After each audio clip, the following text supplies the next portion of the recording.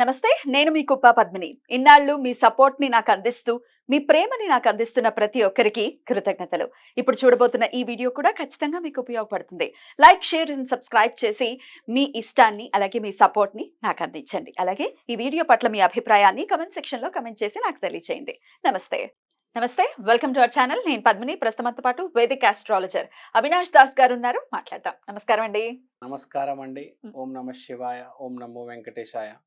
అవినాష్ గారు ఏంటి hero, star అని రకరకాలుగా రాశారు బోర్డు మీద. ఏం చెప్పబోతున్నారు? ఇది ఒక సెలబ్రిటీ జాతకం, మ్హూ. ఒక సూపర్ స్టార్ జాతకం ఇది. మనం Tollywood celebrity and Bollywood celebrity జాతకం ఇది. మ్హూ. సో ఈ జాతకం ఎందుకు తీసుకోవడం జరిగిందంటే అసలు అనురాధ గురించి చెప్దామని. బేసిక్గా అనురాధ అంటే అసలు ఎందుకు ఆ నక్షత్రం ఎప్పుడు టాప్లో ఉంటుంది. ఇప్పుడు మనం పాలిటిక్స్లో తీసుకుంటే మోడీ గారు అనురాధ, బిజినెస్లో తీసుకుంటే అంబానీ గారు అనురాధ. ఈ హీరో కూడా ఇప్పుడు అనురాధ నక్షత్రం. ఎవరా హీరో మనం చెప్దాం, రివీల్ చేద్దాం. ఈ హీరో భారతదేశంలో అతిపెద్ద సినిమాలు చేశాడు. ఒకటి ఆల్రెడీ తీసేశాడు, ఇంకోటి ఆల్రెడీ రాబోతుంది. సో మనం ఇవాళ చెప్పబోయే హీరో గురించి ముందు అసలు అతని గ్రహాలు ఎలా ఉన్నాయని చెప్దాం. ఆ 7 గ్రహాలు 6, 8, 12 హౌసెస్ లో ఉన్నాయి. అంతే. 6, 8, 12 హౌసెస్ లోనే అతనికి 7 గ్రహాలు ఉన్నాయి. అంటే పాప స్థానాల్లో 7 గ్రహాలు అక్కడే ఉన్నాయి అతనికి. అది కాకుండా ఆ 7 గ్రహాల్లో 3 గ్రహాలు నీచబడినాయి. సూర్యుడు, చంద్రుడు, కుజుడు, 3 గ్రహాలు నీచబడినాయి.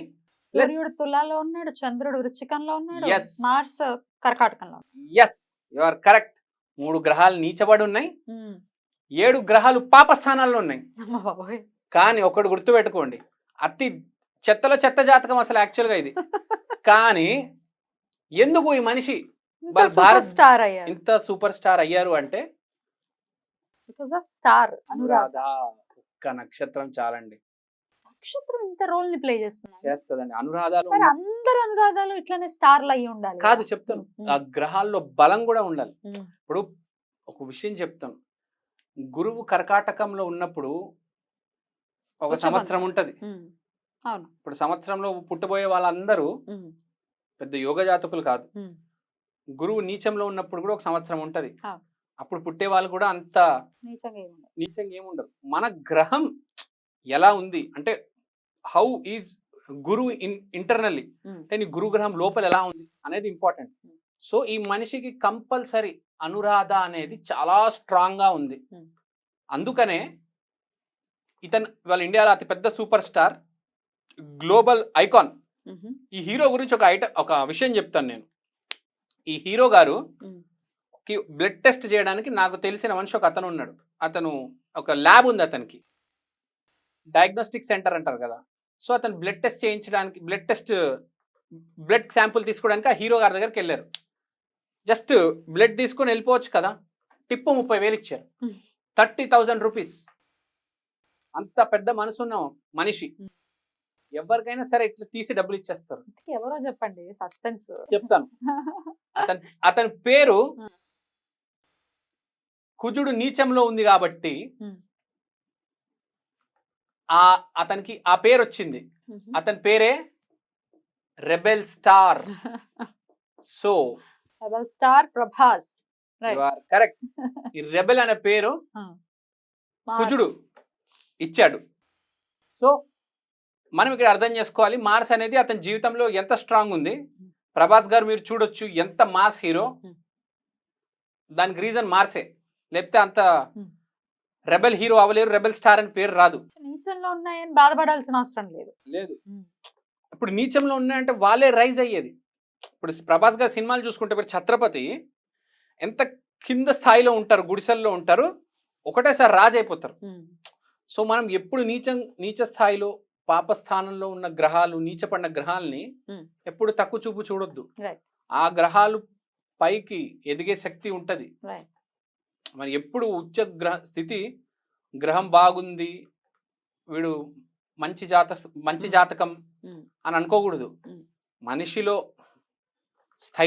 ధైర్యం ఉంటే ఎంత పైకైనా వెళ్ళొచ్చు. దానికి బెస్ట్ ఎగ్జాంపుల్ ప్రభాస్ గారు. ప్రభాస్ గారి జాతకంలో అసలు ఎందుకు మనం అనుకోవచ్చు ఇన్ని బ్యాడ్ కాంబినేషన్స్ ఉన్నాయి కదా, పాజిటివ్ ఎక్కడ ఉంది అంటే ఇప్పుడు చెప్తాను.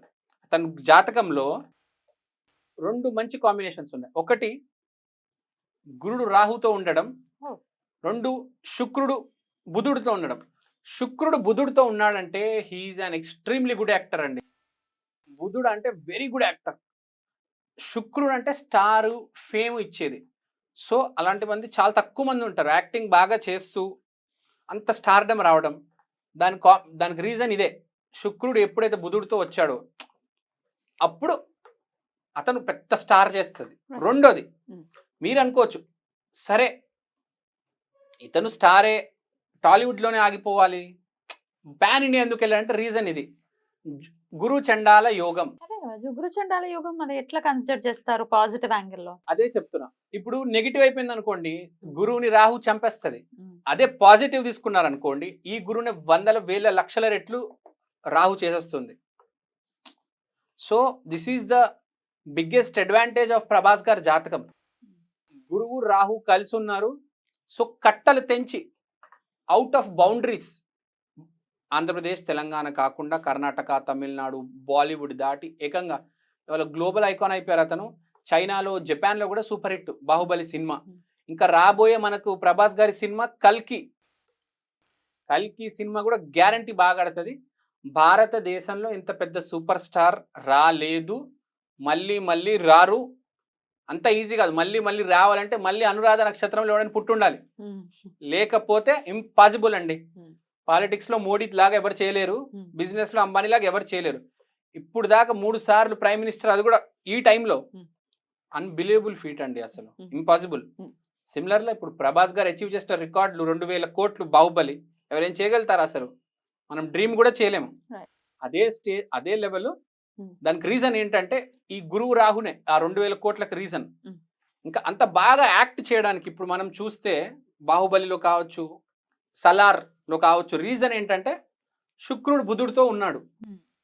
So this is the reason. And ఇప్పుడు పెళ్లి దగ్గరకు వద్దాం, ప్రభాస్ గారి పెళ్లి దగ్గరికి. సో మనం పెళ్లి గురించి చూసుకుంటే అనురాధ నక్షత్రానికి ఏమవుతుందంటే కెరియర్ బాగా పీక్ పరాకాష్ఠకి వెళ్ళిపోతే పెళ్ళి కొంచెం కష్టమవుతుంది. ఇప్పుడు మోడీ గారిని చూసుకోండి, పెళ్ళి అయింది కానీ అది లేనట్టే. మీరు అంబానీ గారిని కూడా చూసుకోండి, అతనికి పెళ్ళి అయింది, 2 పిల్లలు ఉన్నారు కానీ అతను ఒక దారిలో ఉంటాడు, వాళ్ళ భార్య ఒక దారిలో ఉంటుంది. ఐపీఎల్ అని ఇదని అదని బిజీ ఉంటుంది. సేమ్ ప్రభాస్ గారిని చూడండి, పెళ్ళి అవ్వలేదు. దానికి రీజన్ ఆ అనురాధ నక్షత్రమే. పెళ్లి చేసుకోనివ్వదు, నువ్వు పెళ్లి చేసుకోవద్దు అంటది. అనురాధ నక్షత్రం వాళ్ళందరూ ఇలాగే ఉంటున్నారు. లేదు, మీ కెరియర్ రైజ్ అవుతే మీకు ప్రాబ్లం వస్తుంది. కెరియర్ నార్మల్ గా ఉంటే ఏం కాదు, అంత నార్మల్ జీవితం ఉంటది, భార్య ఉంటది, 2 పిల్లలు ఉంటారు, ఒక అపార్ట్మెంట్ తీసుకొని హ్యాపీగా ఉంటారు. అదే అనురాధ నక్షత్రం పాడైపోతే 10-20 లవ్ అఫేర్లు కూడా ఉంటాయి, లవ్ ట్రయాంగిల్స్, లవ్ స్క్వేర్లు, లవ్ రెక్టాంగిల్స్ ఉంటాయి. కానీ ఒకసారి అనురాధ పరాకాష్ఠకి వెళ్ళిపోతే ఇంకా పెళ్ళి అవ్వనివ్వదు, అఫేర్లు కూడా ఉండవు. ఆ మనిషి అలా సింగిల్ గా అయిపోయి ప్రజల కోసం అలా బతికేస్తూ ఉంటాడు. ప్రభాస్ గారు కూడా ప్రజల కోసమే. మీరు చూడండి, వాళ్ళ ఊర్లలో అన్నదానాలు చేయడము, తర్వాత అందరిని డార్లింగ్ అనడము, చాలా ప్రేమతో పిలుస్తారు, ప్రేమతో చూస్తారు. సో ఇది ఒక యోగి జాతకం చెప్పాలంటే అనురాధ జాతకం. ఒక యోగికే ఇంత కెరియర్ లో ఇంత రైజ్ వస్తుంది. ఇవాళ మోడీకి ఇంత రైజ్ వచ్చింది, అంబానీ, ప్రభాస్ గారికి ఇంత రైజ్ వచ్చిందంటే వాళ్ళు అన్ని కెరియర్ కోసం అన్ని వదిలేశారు, అన్ని కాదనేశారు. సో మనం గుర్తుపెట్టుకోవాలండి, ఇది నార్మల్ పర్సన్ కాదు, ఇతను ఒక యోగి ప్రభాస్ గారు. అందుకని యోగి అనే సినిమా కూడా తీశారు. Seriously is a very good person. Actual గా నేను వినడం జరిగింది. సినిమా ఇండస్ట్రీలో నిజంగా మంచి వాళ్ళు ఎవరైనా ఉన్నారంటే ఒకటి సూర్య గారు, ఒకటి ప్రభాస్ గారు. వాళ్ళిద్దరిలో కూడా ప్రభాస్ గారు టాప్. అందరిని చాలా బాగా చూసుకుంటారు, అందరికి ఎంత సహాయం చేయాలో అంత సహాయం చేస్తారు. చాలా బాగా ఎక్స్ప్లెయిన్ చేస్తారు. Thank you. నమస్తే.